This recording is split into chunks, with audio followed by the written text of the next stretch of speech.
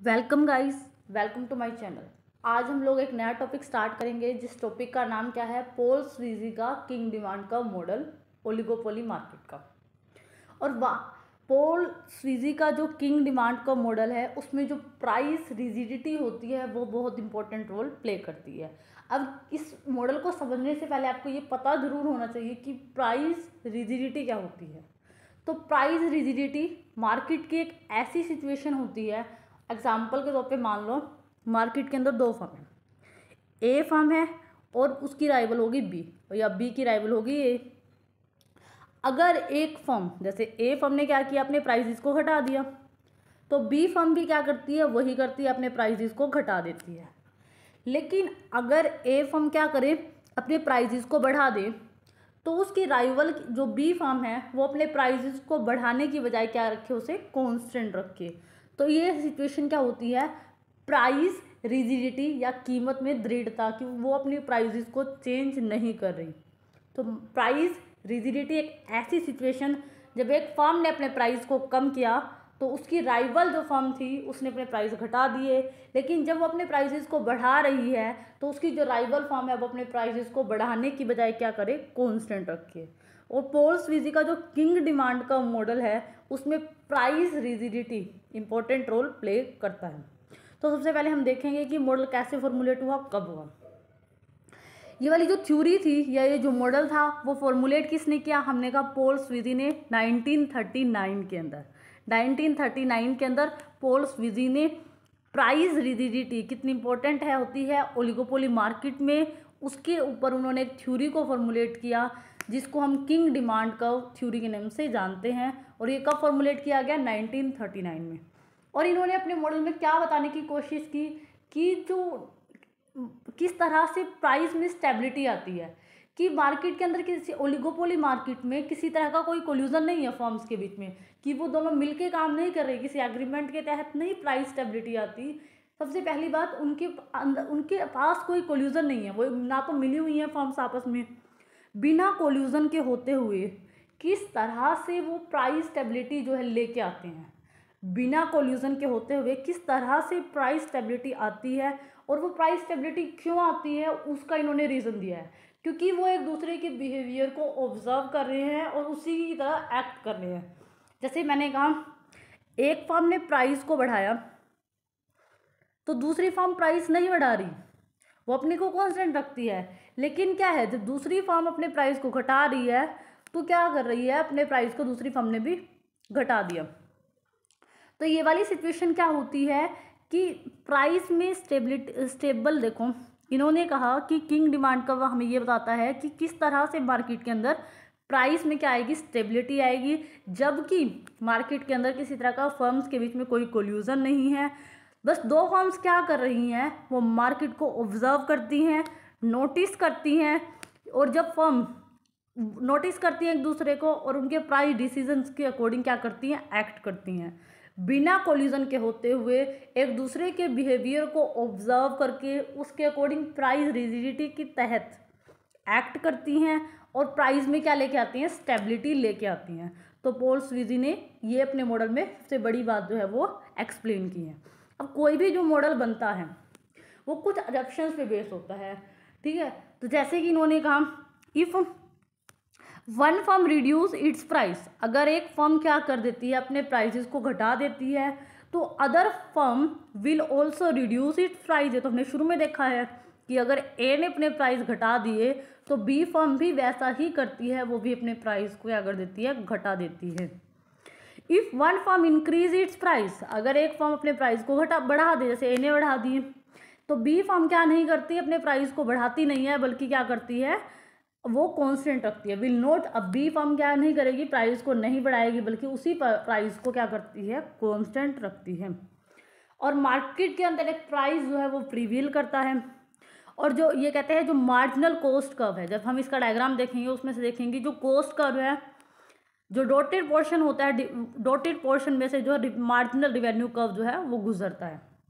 Marginal cost curve will pass through, कहाँ से निकलेगा, डॉटेड पोर्शन, जो एमआर बनेगी ना उसका जो डॉटेड पोर्शन होता है ना उसमें से हमारा क्या निकलेगी, एमसी निकलेगी। ठीक है, ये हम डायग्राम में अच्छे से देख लेंगे। तो ये अजम्पशंस आपको समझ आ गई। अब देखते हैं इस मॉडल के अंदर दो चीज़ बहुत इंपॉर्टेंट है। सबसे पहली होती है इलास्टिसिटी। इलास्टिसिटी कौन कौन सी इलास्टिसिटी, एक तो मोर इलास्टिक, एक लेस इलास्टिक। आपको पता है मोर इलास्टिक क्या सिचुएशन होती है, जब क्या होता है प्राइस में थोड़ा सा चेंज करने से डिमांड में बहुत ज़्यादा चेंज आ जाता है। तो इस सिचुएशन को क्या बोलते हैं हम, मोर इलास्टिक डिमांड। जैसे मैं एक डायग्राम से आपको बताना चाहती हूँ। पॉल स्वीजी ने दो इलास्टिसिटी का यूज़ करके ये बताने की कोशिश की है कि जो डिमांड कर्व है ना उसमें किंग क्यों आया, क्योंकि दो डिमांड कर्व की जो इलास्टिसिटी है ना उसमें क्या है डिफरेंस है। जैसे मैंने कहा मोर इलास्टिक डिमांड कर्व, वो कैसे बनेगा कि प्राइस में आप थोड़ा सा चेंज कर दो, क्वांटिटी डिमांडेड में बहुत ज़्यादा चेंज आ जाएगा। तो ये वाला जो कर्व होगा हमारा वो कौन सा होगा, ये वाला कर्व जो है हमारा वो मोर इलास्टिक डिमांड का होगा। लेस इलास्टिक क्या सिचुएशन होती है, लेस इलास्टिक एक ऐसी सिचुएशन होती है जब आप क्या करो प्राइस में तो बहुत ज़्यादा चेंज कर दो, लेकिन आपकी क्वांटिटी डिमांडेड ज़्यादा ना बढ़े या ना घटे, थोड़ा ही डिमांड में थोड़ा सा ही क्या हो चेंज हो जाए। तो ये वाला जो कर्व है आपका कौन सा है, ये वाला कर्व आपका क्या हो जाएगा, ये वाला जो कर्व है आपका ये लेस इलास्टिक डिमांड का हो जाएगा। अब क्या होता है जब हम किंग डिमांड का को देखेंगे उसमें क्या होता है उसके दो पोर्शन में अलग अलग इलास्टिसिटी है, एक तरफ मोर इलास्टिक डिमांड कर्व है, एक तरफ लेस इलास्टिक डिमांड कर्व है। तो इसलिए आपको पहले पता होना चाहिए कि मोर इलास्टिक डिमांड कर्व क्या होता है, लेस इलास्टिक डिमांड कर्व क्या होता है। तो इसके बाद देखो यहाँ पर अभी हमने दो इलास्टिसिटी देखी कि जब प्राइस में चेंज होने से क्वांटिटी डिमांडेड में, प्राइस में हम थोड़ा सा चेंज करें और क्वांटिटी डिमांडेड में ज़्यादा चेंज करें तो मोर इलास्टिक, और प्राइस में बहुत ज़्यादा चेंज करें और क्वांटिटी डिमांडेड में ज़्यादा चेंज ना हो तो वो लेस इलास्टिक हुआ। अब यहाँ पर भी दो ही डिमांड कर्व बताए हुए हैं, ये वाला जो छोटी एबीसी में डी और डी डैश लिखा हुआ है, तो ये वाला डिमांड कर्व जो है ये डिमांड कर्व हमारा क्या है, मोर इलास्टिक डिमांड कर्व है, ठीक है। और ये वाला जो है बड़ी एबीसी में जो डी और डी डैश लिखा हुआ है, ये वाला जो डिमांड कर्व है हमारा ये क्या है, लेस इलास्टिक डिमांड कर्व। इनकी डेफिनेशन तो आपको क्लियर है ही। अब क्या होता है ये, अब हम इनके कौन से पोर्शन को लेंगे, जैसे यहाँ तो दो कर्व हैं, अब इनके कौन से पोर्शन को लिया जाएगा। अगर एक फर्म प्राइस बढ़ाएगी, जैसे मान लो अगर ए फर्म अपने प्राइस को बढ़ाती है, तो हमने अभी पढ़ा है उसकी राइवल जो फर्म है वो प्राइस में किसी तरह का कोई चेंज नहीं करेगी और वो अपने प्राइस को कांस्टेंट रखेगी, तो ए फर्म अपने मार्केट के हिस्से को क्या कर देगी, खो देगी। और आपने यहाँ देखा कि प्राइस में थोड़ा सा चेंज करने से, प्राइस को थोड़ा सा बढ़ा देने से डिमांड कितनी कम हो गई। तो ये वाला जो ऊपर वाला पोर्शन है जो कि सी डी वाला जो पोर्शन है ये कौन सा हो गया, मोर इलास्टिक डिमांड का हो गया। सी डी जो पोर्शन है वो कौन सा हो गया, मोर इलास्टिक डिमांड का हो गया, ठीक है। मोर इलास्टिक डिमांड का यहाँ पर हमारा हो गया। अगर एक फर्म क्या करती है, मान लो ए ही फर्म है, वो अपने प्राइस को घटा देती है, वो अपने प्राइस को घटा देती है तो उसकी राइवल फर्म भी ऐसा ही करेगी और प्राइस घटने से उसकी डिमांड उतनी नहीं बढ़ पाएगी। डिमांड बढ़ेगी लेकिन डिमांड कितनी बढ़ेगी, थोड़ी सी ही बढ़ पाएगी, क्योंकि दूसरी फर्म भी वही सेम प्रोसेस कर रही है जिसकी वजह से वो ज़्यादा मार्केट को चाह कर भी कैप्चर नहीं कर सकता। तो ये क्या हुआ, लेस इलास्टिक, कि आपने डिमांड को तो प्राइस को तो बहुत घटा दिया लेकिन आप डिमांड को नहीं बढ़ा पाए, तो इसको कहते हैं लेस इलास्टिक डिमांड का। और ये वाला कौन सा पोर्शन होगा जो लेस इलास्टिक डिमांड का होता है, उसको बोलेंगे सी डी डैश जो पोर्शन है, ये वाला ये सी डी डैश जो पोर्शन है इसको हम लेस इलास्टिक डिमांड का बोलेंगे। और ये जो सी छोटी एबीसी का डी वाला जो पोर्शन है इसको बोलेंगे मोर इलास्टिक डिमांड कर्व। अब आपने देखा है इन दोनों के बीच में जो सी पॉइंट है यहाँ पर क्या आ गया है, डिमांड कर्व में किंक आ गया है। इस वाले को हमें ना तो हमें लेने की ज़रूरत है डी वाले को, और ना ही इस डॉटेड वाले पोर्शन को हमें लेने की अब ज़रूरत नहीं है, क्योंकि हमने देखा कि अब हमने इस डायग्राम में क्या देखा कि जब फर्म दो तरह की इलास्टिसिटी डिमांड कर्व में पाई जाती है, मोर इलास्टिक डिमांड कर्व और एक है लेस इलास्टिक डिमांड कर्व।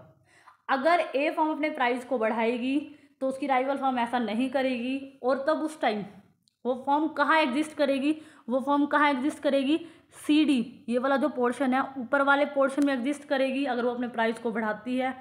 तो यहाँ पर मोर इलास्टिक डिमांड कर्व है, इलास्टिसिटी ज़्यादा है।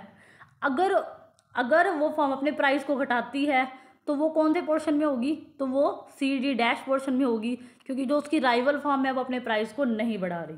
तो ये लेस इलास्टिक डिमांड कर्व है। तो और इनकी जो इलास्टिसिटी है उसमें डिफरेंस होने की वजह से डिमांड कर्व में क्या आ जाता है, किंक आ जाता है। ये देखो मुड़ाव आ जाता है, जैसे ये वाला ऐसे बन जाएगा ना फिर तो ये क्या हो गया, ये हो गया हमारा किंक डिमांड कर्व। अब जब डिमांड कर्व में किंक हो जाता है, दो अलग अलग इलास्टिसिटी हैं, तो जब इसका आप कॉस्ट कर्व या AR MR बनाओगे तो वो भी थोड़ा डिफरेंट ही बनेगा। देखो डिमांड कर्व देखो आप यहाँ पर, डिमांड कर्व देखो DC, डिमांड कर्व देखो यहाँ पर DC, ये क्या है, मोर इलास्टिक डिमांड कर्व है। और ये जो CD पोर्शन है अभी हमने देखा लेस इलास्टिक डिमांड कर्व है, जिसको हम AR बोलते हैं। जब हम इसका MR बनाएंगे उसकी भी तो दो अलग अलग इलास्टिसिटी होगी ना। जब हम इसका MR बनाएंगे उसमें भी क्या होगा, दो अलग अलग इलास्टिसिटी होगी। ऊपर वाले पोर्शन के लिए मोर इलास्टिक MR होगा, ठीक है, और नीचे वाला पोर्शन जो है थोड़ा डॉटेड, ये जो बीच में से कुछ पोर्शन कटा हुआ होगा, और यहाँ पर जो नीचे जो है लेस इलास्टिक MR हो गया। ये पोर्शन क्यों जो है डिफरेंस क्यों है इनके बीच में, जो BE गैप ये क्यों आया, ये इसलिए आया क्योंकि जो इलास्टिसिटी है ना, एक डिमांड कर्व में दो अलग अलग इलास्टिसिटी होने की वजह से क्या हो जाता है, गैप आ जाता है ये, ठीक है। और MC कर्व, MC कर्व इसके पास बीच में से गुजरेगा, जैसे हमने एडप्शन में पढ़ा था कि जो MC कर्व है MR के जो डॉटेड पोर्शन है उसमें से क्या करेगा, गुजरेगा। MC कर्व यहाँ से गुजरा, MC हो गया एक MC होगी ये, ठीक है। अब ये डायग्राम आपको क्या दिखा रहा है कि अगर क्या है MC हमारी मार्जिनल कॉस्ट मान लो पहले इतनी है, अगर मार्जिनल कॉस्ट घट जाए तब भी डिमांड जो प्राइस है, जो प्राइस फिक्स हो गया उस पर कोई फर्क नहीं पड़ेगा। देखो यहाँ पर हमारी जो कॉस्ट है वो घट गई थी, MC से MC1 हो गई, तब भी हमारा जो प्राइस है उसमें कोई चेंज नहीं आया। अगर हमारी पहले कॉस्ट MC1 होती बाद में MC हो जाती, फिर भी क्या है, कॉस्ट जो प्राइस डिसाइड हो गया उस पर किसी तरह का कोई चेंज नहीं आया। तो ये अपने डायग्राम में यही बताता है कि दो अलग अलग इलास्टिसिटी डिमांड है तो MR भी दो अलग अलग बनेंगे, और MC कर्व इसके डॉटेड पोर्शन से गुजरेगा, और MC बढ़ेगी या घटेगी उससे प्राइस डिसीजन में किसी तरह का कोई चेंज नहीं आएगा। प्राइस हमेशा हमारा OP रहेगा, क्वांटिटी ओ क्या जो है वो क्या जो है प्रोड्यूसर बेचेगा। और यहाँ पर भी देखो आपका वही जो प्राइस में क्या है, रिजिडिटी है, C पॉइंट पर प्राइस फिक्स हो गया है, इतना प्राइस डिसाइड हो गया और इतनी जो है क्वांटिटी जो है वो बेची जा रही है। तो ये डायग्राम मुझे लगता है आपको अच्छे से समझ आ गया होगा। अब देखो आगे चलते हैं। यही चीज़ें जो मैंने आपको समझाई वही हमने यहाँ पे लिखा हुआ है। देखो अगर एक फर्म प्राइस को रिड्यूस करेगी, उस डायग्राम में भी यही चीज़ मैंने कहा था, तो उन्होंने ये क्या कहा है, तो हम कौन से वाले पोर्शन में होंगे, CD- जो पोर्शन है उसमें हम जो है लाई करेंगे। मतलब हमारा जो डिमांड कर्व है वो कैसा होगा, लेस इलास्टिक होगा। जैसे इसने कहा है अगर एक फर्म अपने प्राइस को रिड्यूस करेगी तो उसकी राइवल फर्म भी क्या करेगी, मार्केट के प्राइस को रिड्यूस करेगी, उसकी राइवल फर्म भी प्राइस को रिड्यूस करेगी, जिसकी वजह से वो ज़्यादा मार्केट को कैप्चर नहीं कर पाएगा। और जैसे ये वाला किंग डिमांड कर्व है मान लो, तो वो नीचे वाले पोर्शन में होगा, ये वाला पोर्शन जो CD वाला होगा, ठीक है। अगर वो प्राइस को राइज करेगी एक फर्म, तो उसकी राइवल फर्म किसी तरह से प्राइस में कोई राइज नहीं करेगी, ठीक है। उसकी राइवल फर्म किसी तरह से प्राइस में कोई राइज नहीं करेगी, और उसकी राइवल फर्म प्राइस राइज नहीं करेगी तो वो कौन से पोर्शन में होगा, वो इस ऊपर वाले पोर्शन में होगा। और ये वाला जो ऊपर वाला पोर्शन है ये कौन सा है, मोर इलास्टिक डिमांड कर्व है। तो यहाँ पर हमें समझ आ गया कि हम कब ऊपर वाले पोर्शन में होंगे डिमांड कर्व के और कब नीचे वाले पोर्शन में होंगे। ये कैसे पता लगेगा, फर्म किस तरह से एक्ट करती है।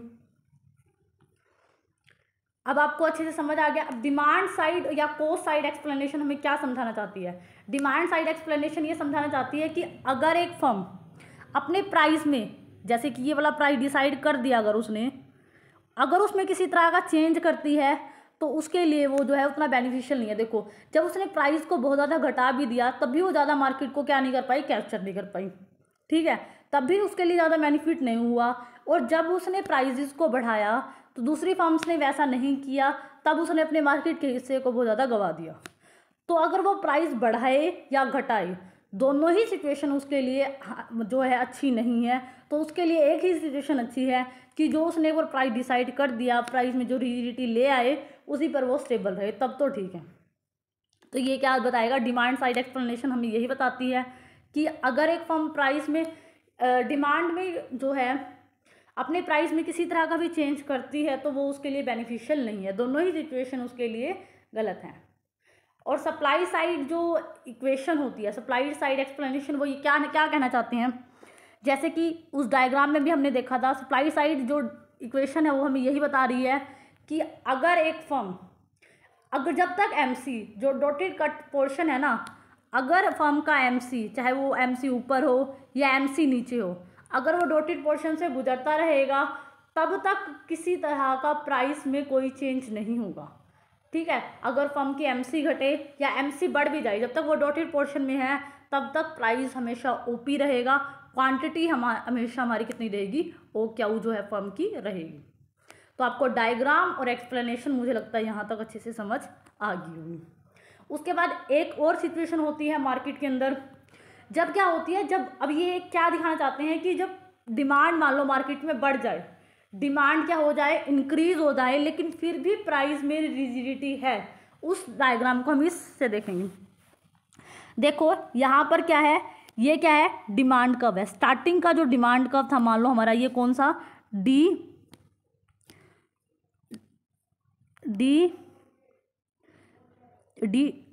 डैश और डी, ये वाला जो डिमांड कर्व है, स्टार्टिंग में हमारा डिमांड कर्व ये है। दो अलग अलग डिमांड कर्व है, ऊपर वाला मोर इलास्टिक है, नीचे वाला लेस इलास्टिक है। तो यहाँ पर हमारी एमआर भी दो अलग अलग होंगी, ऊपर वाली मोर इलास्टिक होगी, नीचे वाली लेस इलास्टिक होगी। ठीक है, अब किसी तरह से क्या हो जाता है, डिमांड कर्व, जो डिमांड है वो क्या होती है, प्रोडक्ट की बढ़ जाती है, तो हमारा डिमांड कर्व भी क्या कर गया, शिफ्ट कर गया। उसमें भी ऐसे ही किंक आएगा, उसमें भी ऐसे ही किंक आया है। अब उसका जो एमआर बनेगा उसमें भी ऐसे ही जो है डिफरेंस आएगा। ऊपर वाला जो एमआर जो दूसरे वाला होगा वो मोर इलास्टिक होगा, और जो नीचे वाला होगा वो लेस इलास्टिक होगा। और देखो एमसी भी इसमें से पास हो रही है, डॉटेड पोर्शन में से। अब ये डायग्राम आपको क्या दिखा रहा है, ये डायग्राम आपको ये दिखा रहा है कि जब डिमांड बढ़ गई, डिमांड शिफ्ट हो गई, डिमांड बढ़ के शिफ्ट भी हो गई, लेकिन जो फर्म है और उसकी जो कॉस्ट आ रही है, पहले एमसी है फिर MC2 हो जाती है, कॉस्ट में भी चेंज हो रहा है, क्वांटिटी भी चेंज हो गई, Q1 से Q2 पे चली गई, लेकिन प्राइस की जो रिजिडिटी है वो क्या रहती है, P1 रहती है। प्राइस में किसी तरह का कोई चेंज नहीं होता। तो वो यही कह रहा है कि प्राइस में नॉट चेंज इफ़, अगर डिमांड कर्व में शिफ्ट भी हो जाता है, मार्जिनल कॉस्ट में भी शिफ्ट हो जाता है, लेकिन प्राइस में किसी तरह का कोई चेंज नहीं हो रहा। तो पॉल्स विजी के मॉडल में प्राइस की रिजिडिटी बहुत इंपॉर्टेंट जो है वो रोल प्ले करती है। तो हमने demand side explanation, supply side explanation, जब प्राइस में रिडक्शन होगा तो हम किंग डिमांड कर्व के कौन से पोर्शन में होंगे, अगर प्राइस में डिक्रीज होगा तो हम किंग डिमांड कर्व के कौन से पोर्शन में होंगे, या एमसी कर्व जब तक डॉटेड पोर्शन में से गुजरता रहेगा तब तक प्राइस पर कोई चेंज में फ़र्क नहीं पड़ेगा। हमने इन चीज़ों को अच्छे से समझ लिया है। आई होप आपको जो किंग डिमांड कर्व का जो मॉडल है पूरा अच्छे से डिटेल में क्लियर हो गया होगा। अब हमारा जो पॉल्स विजी का जो किंग डिमांड का मॉडल है यहाँ पर क्या हो गया है, कंप्लीट हो गया है। अगर आपको मेरी वीडियो अच्छी लगी है तो प्लीज़ इसे लाइक करना, शेयर करना, सब्सक्राइब करना मेरे चैनल को। Thank you for watching this.